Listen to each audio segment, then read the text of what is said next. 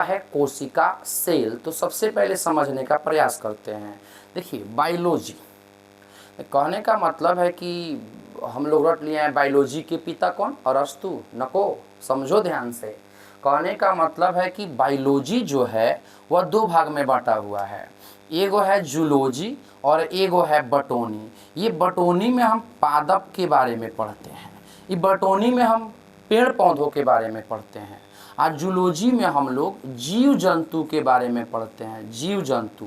तो ये पादप के पिता कोई और हैं। आज जो जूलॉजी है इसके पिता कौन है, अरस्तु। तो आज से गड़बड़ नहीं होना चाहिए, समझना है। बायोलॉजी को बांट देते हैं दो भाग में, एक होता है बटनी और एक होता है जूलॉजी। बटोनी में हम पढ़ते हैं पेड़ पौधों के बारे में और जूलॉजी में हम पढ़ते हैं आपके बटोनी में पेड़ पौधों के बारे में, जूलॉजी में पढ़ते हैं जीव जंतुओं के बारे में। इसी जूलॉजी के पिता जो हैं वह अरस्तु कहलाते हैं। अरस्तु गड़बड़ नहीं होना चाहिए। देखिए ये हम लोग का पहला क्लास है और पहले क्लास में हम कोशिका को लेके चले हैं, यानी सेल को लेके चले हैं। कोशिका क्या है? कोशिका, कोशिका को लेके चले ना, कोशिका इतने इतने होता है नहीं। देखिए कोशिका ये पूरा बॉडी, हमारा ही शरीर छोड़ दीजिए, इस संसार में जितने भी जीव जंतु हैं, जीव जंतु हो, पेड़ पौधे, कुछ भी हो, सबका निर्माण तो सेल यानी कोशिका से ही हुआ है। सारा का सारा निर्माण जो है वह कोशिका से हुआ है, सबका निर्माण कोशिका से हुआ है। मेरा, आपका, पेड़ पौधों का, जीव जंतुओं का, कुत्ता का, सांप का, एक छोटे से मच्छर का भी निर्माण जो है, एक छोटे से मच्छर भी जो है ना वो कोशिका से बने होते हैं।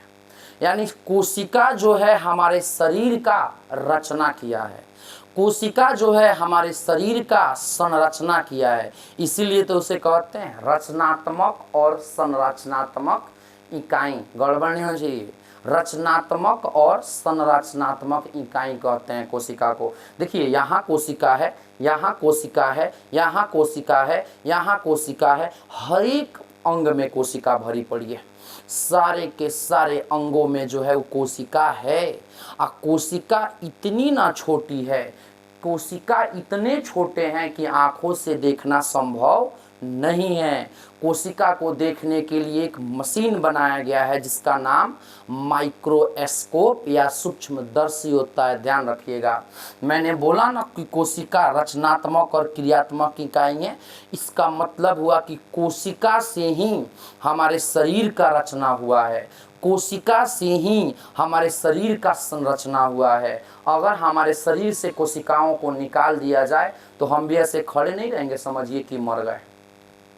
आदमी मर जाता है तो उसकी कोशिकाएं भी मर जाती है। हाँ, हालांकि कुछ कोशिकाएं जिंदा रहती है जो बाद में मर जाती है, लेकिन आदमी मौत, कोशिका भी मरी, ये ध्यान रखना है। तो कोशिका हमारे शरीर का रचनात्मक और क्रियात्मक इकाई है। पूछेगा कि शरीर का रचनात्मक और क्रियात्मक इकाई कौन है? भाया कोशिका है। आगे समझते हैं। देखिए कोशिका को खोजा किसने? रॉबर्ट हुक, याद रखना है, रॉबर्ट हुक। क्या कीजिएगा, ये सब नाम है हार्ड होता है। अब हम लोग का है तो महेश, सुरेश, दिनेश, और सबका है चिंग भिंग सिंह ये सब नाम होता है। सी जिनपिंग यहाँ याद तो करना पड़ेगा। अब हमारा यहाँ क्या रहता तो मुकेश कुमार, इजी। थोड़ा सा नाम हार्ड है तो ये नहीं कि छोड़ दें। कोशिका को खोजा किसने? रॉबर्ट हुक ने खोजा। लेकिन इसमें एक बात तो है, कोशिका को रॉबर्ट हुक ने खोजा लेकिन मृत कोशिका का खोज किया। रॉबर्ट हुक ने जो है वो मरी हुई कोशिका का खोजा, ध्यान रखिएगा। तो फिर सवाल है जीवित कोशिका को किसने खोजा? जीवित कोशिका को, जीवित कोशिका को खोजने वाले थे लिवियन हॉक। जीवित कोशिका को खोजने वाले लिवियन हॉक थे। चलिए कोशिका को किसने खोजा? रॉबर्ट हुक ने खोजा। कैसे कोशिका को? मृत कोशिका को। जीवित कोशिका को किसने खोजा? लिवियन हॉक। क्या कोशिका बड़ी होती है? नहीं, कोशिका छोटी होती है। क्या कोशिका को आंखों से देख सकते हैं? नहीं, उसके लिए मशीन है। कौन सा? सूक्ष्मदर्शी माइक्रोस्कोप होता है। देखिए सिद्धांत, कोशिका का सिद्धांत था कोशिका का सिद्धांत है, नहीं नहीं फिल्म का डायलॉग नहीं, था है रहेगा वो तो रहबे करेगा, वो डायलॉग नहीं समझा। सिद्धांत, कोशिका सिद्धांत क्या है? देखिए सिद्धांत में ये लिखा गया है कि पृथ्वी पर जितने भी प्राणी हैं, पृथ्वी पर जितने भी जीव जंतु पशु पक्षी पेड़ पौधे हैं, सब के सब जो हैं, सारा का सारा रचना जो है वो कोशिका से हुआ है।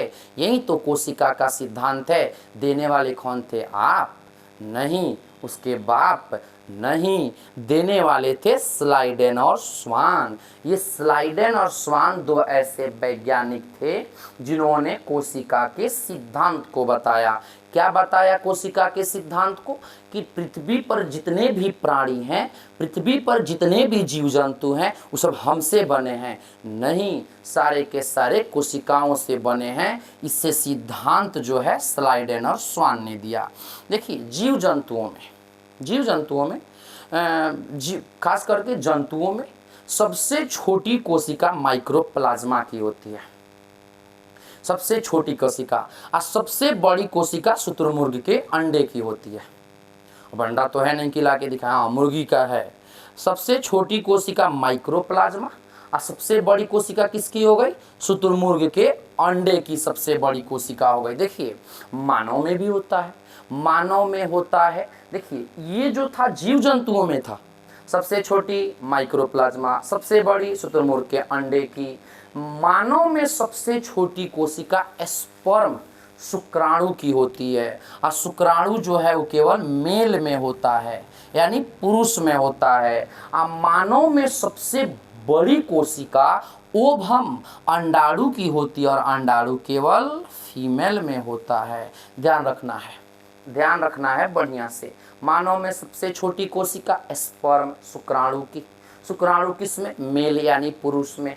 मानव की सबसे बड़ी कोशिका ओवम यानी अंडाणु यानी फीमेल में। Any problem? No sir. आगे चलते हैं। देखिए बड़ी में और लंबी में अंतर हो जाता है। इतना बड़ा है, इतना लंबा है। जैसे मैं समझा दूं, ये ऐसे मैंने कर दिया बड़ा है, और मैंने ये बोला कि यहाँ से यहाँ तक लंबा है, तो बड़ी पूछेगा तो ये। और सबसे लंबी कोशिका पूछ रहा है तो न्यूरॉन का, न्यूरॉन या तंत्रिका, न्यूरॉन या तंत्रिका का। क्या पता है न्यूरॉन कहाँ होता है? यस, इसी न्यूरॉन से तो हमारा ब्रेन बना है। ब्रेन से एक चीज़ याद आया कि हम लोगों में तो ब्रेन कभी ज़्यादा होता है, हाँ गर्ल में ब्रेन थोड़ा सा कम होता है। अगर लग रहा है कि नहीं हम में कम नहीं होता है तो ठीक है, कभी स्कूटी हाँक के देख लो, पता चल जाएगा ब्रेन किस में कम किस में ज़्यादा। समझो कि रोड से स्कूटी जा रहा है तो हम हैं 20 कदम दूर हट के भी कांपते हैं, पता नहीं किधर से आके लड़ जाए। और यहाँ है कि स्कूटी चलाने के बाद भी समझ में नहीं आएगा, हाँ गिर गए हैं, उठ रहे हैं, स्लेटरिंग बढ़ रहा है आगे, रुक नहीं रहे हैं। ये हम लोग नहीं, ये गर्ल सब करती है। चलिए बाकी सब कोई बात नहीं। तो सबसे लंबी कोशिका किसकी? न्यूरॉन की। न्यूरॉन यानी तंत्रिका का। ऐसी न्यूरॉन से हमारा दिमाग बना हुआ है। देखिए कोशिका जो है उसका टूटना भी जरूरी है, और कोशिका का विभाजन होना भी जरूरी है। अगर शरीर में कोशिका विभाजित ही नहीं होगी, शरीर में कोशिका टूटेगा ही नहीं, तो फिर गरज कैसे चलेगा? हमारे शरीर में एक अंग है लीवर, यकृत, उर्दू में जिगर कहते हैं। लीवर यकृत, और शरीर का ये सबसे भारी अंग भी होता है। हमारे शरीर में एक अंग है लीवर या यकृत, जो शरीर का सबसे भारी अंग होता है। सबसे ज़्यादा कोशिका का विभाजन इसी लीवर में होता है। अगर मान लीजिए लीवर में कट छट जाए ना, तुरंत उसकी कोशिकाएं रफ्तार से विभाजित घाव को भर देगी। उसकी कोशिकाएं रफ्तार से विभाजित होगी और वहाँ के घाव को तुरंत भर। अब यहाँ कट जाए जल्दी भरबे नहीं करेगा, यहाँ कट जाए भरबे नहीं करेगा, यहाँ फट जाए भरबे नहीं करेगा। क्यों? क्योंकि हमारा जो दिमाग है, हमारा जो मस्तिष्क है, यहाँ कोशिका का सबसे कम विभाजन होता है, सबसे धीमा दिमाग में।